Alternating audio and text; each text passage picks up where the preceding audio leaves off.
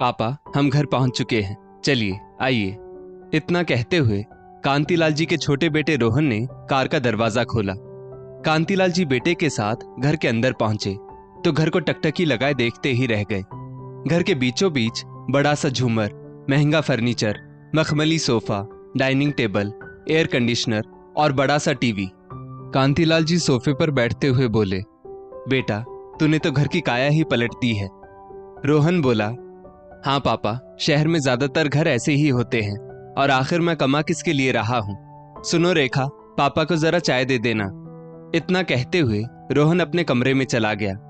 कांतिलाल जी मन ही मन अपनी स्वर्गीय पत्नी मालती से बोले, देखा मालती, तुम्हारे छोटे बेटे ने कितनी तरक्की कर ली है। मैं तुमसे हमेशा कहा करता था कि हमारा छोटा बेटा एक दिन खूब तरक्की करेगा, चलो शहर जाकर रहते हैं, मगर तुम नहीं मानी। काश आज तुम भी मेरे साथ होती तो देख पाती कि तुम्हारे बेटे ने कितनी तरक्की कर ली है। हमने मिलकर जो मकान खरीदा था उसे रहने लायक घर बना दिया है तुम्हारे बेटे ने। यही सब सोचते सोचते कांतिलाल जी बीती बातें याद करने लगे। कांतिलाल जी अपनी पत्नी मालती जी के साथ गांव में रहते थे। कांतिलाल जी के दो बेटे अभय और रोहन हैं। बड़ा बेटा अभय और उसकी पत्नी शोभा दिल्ली शहर में रहते थे और छोटा बेटा रोहन और उसकी पत्नी रेखा मुंबई शहर में रहते थे। उस समय रोहन की नई नई जॉब लगी थी और शहरों में घर का किराया भी बहुत ज्यादा होता है, इसलिए कांतिलाल जी ने उसे मुंबई शहर में ये घर खरीद कर दिया था। रोहन ने तब कहा भी था, पापा, छोटा घर खरीद कर दोगे तो भी चलेगा, मगर कांतिलाल जी ने जानबूझकर बेटे के लिए बड़ा घर खरीदा था और घर में सामने वाला कमरा अपने लिए रखा था। कांतिलाल जी ने तब कहा था कि बेटा, आगे चलकर मैं और तेरी माँ भी तेरे साथ रहेंगे, ताकि भविष्य में दोनों वृद्धजन यहाँ शहर आकर बेटे बहू के साथ अपना बुढ़ापा सुख में बिता सके। कांतिलाल जी अपनी पत्नी मालती से हमेशा कहते कि थोड़े दिन शहर जाकर बेटों के पास रहते हैं, मगर मालती जी हमेशा कांतिलाल जी की बात टाल दिया करती और कहती, हम हमेशा से गांव में रहने के आदी हैं, शहर जाकर क्या करेंगे। फिर भी कांतिलाल जी की बहुत जिद पर वे लोग बड़े बेटे अभय और बड़ी बहू शोभा के यहाँ दिल्ली कुछ दिनों के लिए गए थे, मगर वहां जब उन्होंने देखा कि बड़ी बहू खाने पीने की चीजें तक छुपाकर रखती है ताकि वो लोग ना खा पाए और बात बात पर उन लोगों पर गुस्सा करती है, तो वो लोग वापस गांव चले आए थे।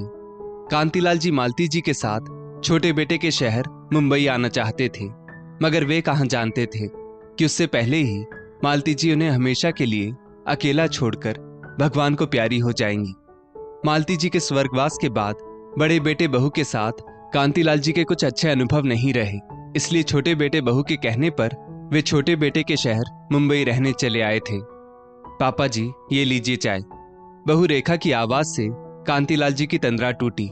कांतिलाल जी काली चाय देखकर बोले, बहू, ये चाय कम, काढ़ा ज्यादा लग रही है। रेखा बोली, पापा जी, यहाँ शहर में सब ऐसी ही चाय पीते हैं, ये शहरी स्टेटस है, आप भी धीरे धीरे इससे वाकिफ हो जाएंगे। कांतिलाल जी ने चाय की चुस्की भरी, मगर उन्हें चाय बिल्कुल भी अच्छी नहीं लगी। वे ठहरे दूध से बनी चाय पीने वाले और ये दूध के बिना वाली चाय उनके गले से उतरने का नाम ही नहीं ले रही थी। वे बोले, बहू, मेरे लिए दूध वाली चाय बना देना। पापा जी, इस घर में दूध सिर्फ बच्चों के लिए आता है। इतना बोलकर रेखा रसोई में चली गई। कांतिलाल जी मन मारकर रह गए। अपना सामान लेकर वो सामने वाले कमरे की तरफ जा ही रहे थे कि रोहन बोला, पापा, रेखा का भाई यहाँ शहर में ट्रेनिंग के सिलसिले में आया हुआ है, तो उस कमरे में वो रुका हुआ है। आप आइए मेरे साथ, मैं आपको आपका कमरा दिखा देता हूँ। घर के कोने में बना हुआ एक छोटा सा कमरा रोहन ने खोला, जिसमें सिर्फ एक पुरानी चारपाई पड़ी थी। देखने से प्रतीत हो रहा था जैसे इस घर का कबाड़ खाना होगा। रोहन बोला, पापा, आप आने वाले थे, इसलिए घर का सारा कबाड़ कल ही बेच कर आया हूँ, ताकि आप यहाँ आराम से रह सकें। वैसे ये कमरा साल में 2 बार ही खुलता था, इसलिए यहाँ थोड़े दिन आपको गंध आ सकती है, आप एडजस्ट कर लीजिएगा। इतना कहते हुए उसने चारपाई पर कांतिलाल जी का सामान रख दिया। कांतिलाल जी कमरे के अंदर गए और जैसे ही उन्होंने लाइट ऑन की, एक मध्यम सी रोशनी जल उठी। कमरे में 0 वॉट का बल्ब लगा हुआ था और कमरा कई महीनों तक बंद होने के कारण कुछ अजीब सी गंध भी आ रही थी। कमरा इतना छोटा था कि शुरू होते ही खत्म भी हो जाता था। कांतिलाल जी को ऐसा लग रहा था जैसे किसी ने उन्हें ऊंचाई पर उठाकर धम से नीचे फेंक दिया हो। कांतिलाल जी मन ही मन सोचने लगे कि कैसी आधुनिक व्यवस्था है, जहां खुद के और बच्चों के लिए आलीशान सुविधाएं हैं और अपने पिता के लिए ये कबाड़ खाना है। क्या मैं भी पुरानी चीजों की तरह इनके लिए कबाड़ बन चुका हूं, जो मुझे इस कबाड़ खाने में ठहराया गया है? थोड़ी देर बाद कांतिलाल जी जब अपने कमरे से बाहर आए तो उन्होंने देखा उनके बेटा बहू और बहू का भाई सब मिलकर एक दूसरे के साथ हंस बोल रहे हैं। मगर कांतिलाल जी को वहां मौजूद देखकर सभी असहज हो गए। रोहन बोला, पापा आप आपके कमरे में ही रहिए, आपको कुछ चाहिए होगा तो हम वहीं आकर आपको दे जाएंगे। कांतिलाल जी भी तो सबके साथ बैठने और बातें करने ही आए थे, मगर बेटे के दो टूक जवाब से वो वापस अपने कबाड़ खाने वाले कमरे में आकर बैठ गए। धीरे धीरे दिन बीतने लगे। कांतिलाल जी ने दूध, सब्जी लाने और बच्चों को स्कूल छोड़ने की जिम्मेदारी अब अपने कंधों पर उठा ली थी, क्योंकि उनका मानना था कि जिंदगी में खुश रहना ज्यादा मायने रखता है। इसलिए वो ये सब काम खुशी से करने लगे। एक दिन बहू रेखा की आवाज कांतिलाल जी के कानों में पड़ी। वो रोहन से कह रही थी, हमारे बच्चे कितने बड़े स्कूल में पढ़ने जाते हैं, वहां ज्यादातर अमीर घरानों के बच्चे ही पढ़ने आते हैं। मैंने स्कूल में अपना एक स्टैंडर्ड बनाकर रखा है। ऐसे में तुम्हारे फूहड़ पिताजी मेरे बच्चों को स्कूल छोड़ने और लेने जाते हैं तो हमारा स्टैंडर्ड डाउन होता है।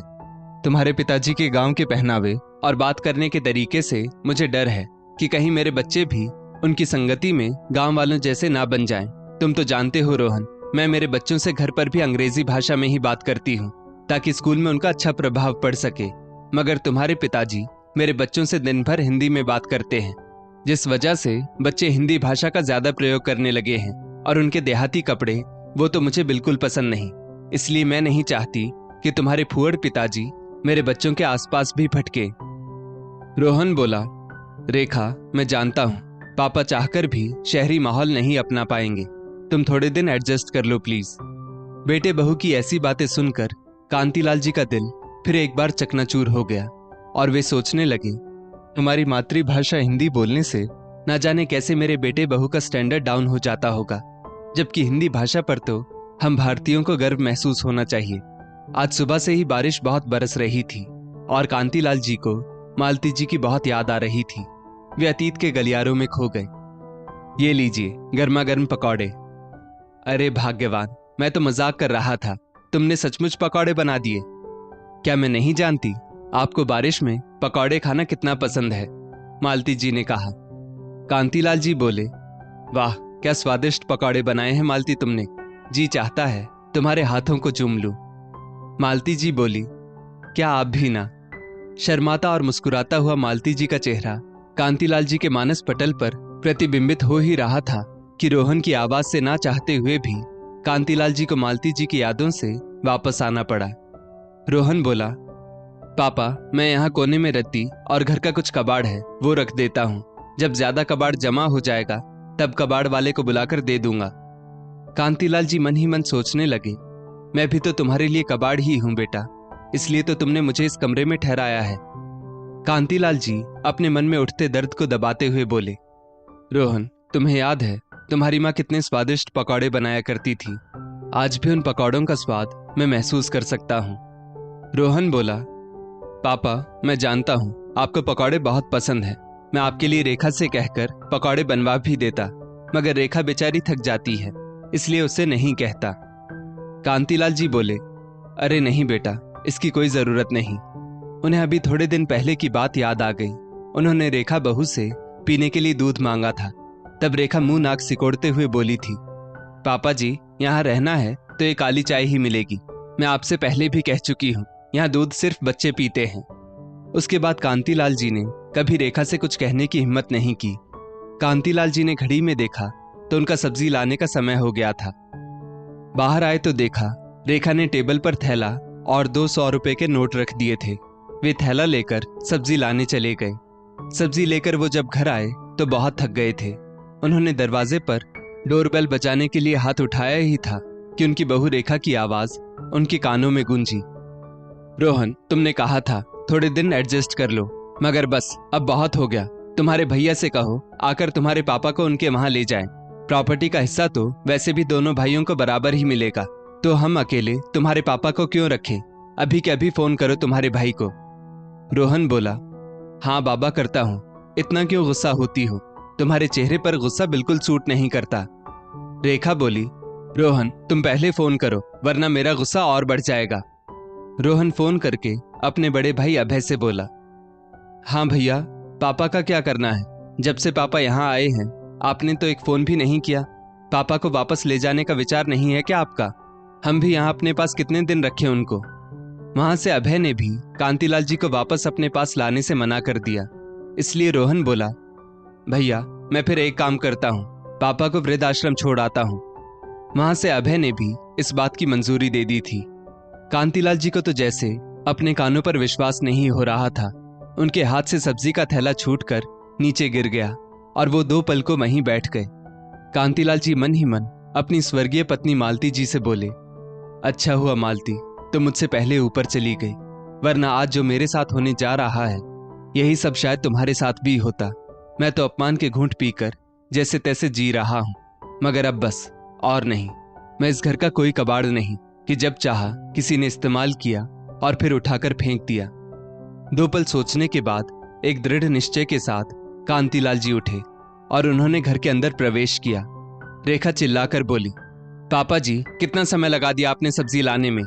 इतने समय में तो मेरा पूरा खाना बन जाता है।